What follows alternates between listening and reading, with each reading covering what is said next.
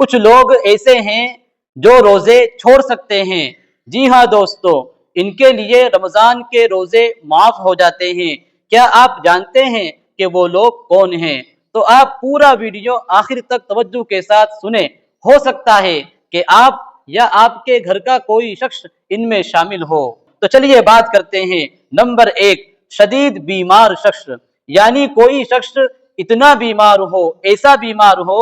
کہ اگر وہ روزہ رکھے گا تو روزے کی وجہ سے یا تو اس کی بیماری اور بڑھ جائے گی یا پھر بیماری دیر میں اچھی ہوگی۔ اگر روزہ رکھنے کی وجہ سے ایسی حالت ہوتی ہو اور اس بات کا یقین ہو یا پھر کسی ماہر ڈاکٹر نے بتایا ہو یا تجربے سے یہ بات ثابت ہو کہ اس طرح کی بیماری میں بھوکا پیاسا رہنے سے بیماری اور بڑھ جاتی ہے، اگر ایسی حالت میں کوئی بیمار شخص روزہ نہ رکھے تو اس کی گنجائش ہے کہ وہ روزہ نہ رکھے۔ جب وہ صحت مند ہو جائے، بیماری سے شفا پالے، تو بعد میں وہ اپنے چھوٹے ہوئے روزوں کی قضا کرے گا۔ نمبر 2، وہ شخص جو سفر کی حالت میں ہو، یعنی جو شرعی مسافر ہو، تو ایسے شخص کے لیے بھی روزہ معاف ہے، یعنی جب تک وہ سفر کی حالت میں ہے تو روزہ نہ رکھے، بعد میں چھوٹے ہوئے روزوں کی قضا کر لے۔ لیکن یہاں پر ایک بات آپ یاد رکھیں، اگر سفر میں کوئی پریشانی، کوئی دقت والی بات نہ ہو،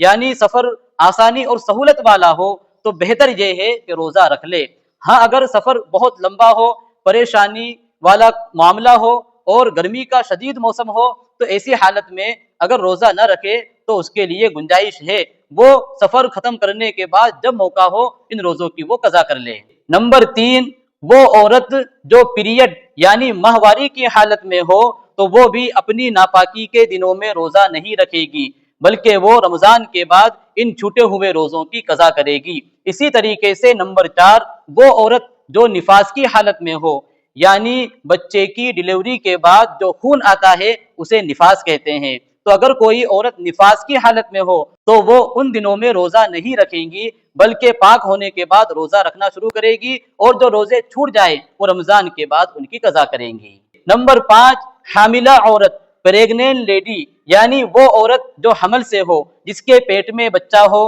اگر یہ عورت روزہ رکھے گی تو روزہ رکھنے کی وجہ سے یا تو اس کو یا پھر اس کے بچے کو کوئی خطرہ ہو اور اس کا غالب گمان ہو، یقین ہو، یا تو کسی ڈاکٹر نے، میڈم نے بتایا ہو، یا پھر اس حاملہ عورت کی حالت ایسی کمزور ہو کہ اگر وہ روزہ رکھے گی تو اسے کچھ خطرہ ہے، تو پھر ایسی عورت کے لیے روزہ نہ رکھنے کی اجازت ہے، وہ بعد میں اپنے چھوٹے ہوئے روزوں کی قضا کرے گی۔ نمبر 6، وہ عورت جو بچے کو دودھ پلاتی ہو، یعنی اگر وہ عورت جو بچے کو دودھ پلانے والی ہے، اگر وہ روزہ رکھے گی تو روزہ رکھنے کی وجہ سے یا تو اس کو یا اس کے بچے کو کوئی خطرہ ہو، جیسے مثال کے طور پر کہ دودھ پینے والے بچے کی عمر 2-3 مہینے ہو اور وہ صرف ماں کا دودھ ہی پیتا ہو، ماں کے دودھ کے علاوہ کوئی اور چیز کھاتا پیتا نہ ہو، تو ایسے وقت میں اگر وہ دودھ پلانے والی عورت جو ماں ہے وہ اگر روزہ رکھے اور روزہ رکھنے کی وجہ سے دودھ نہ آتا ہو، اتنی کمزور ہو وہ، تو ایسے وقت میں اس کے لیے روزہ چھوڑنے کی اجازت ہے،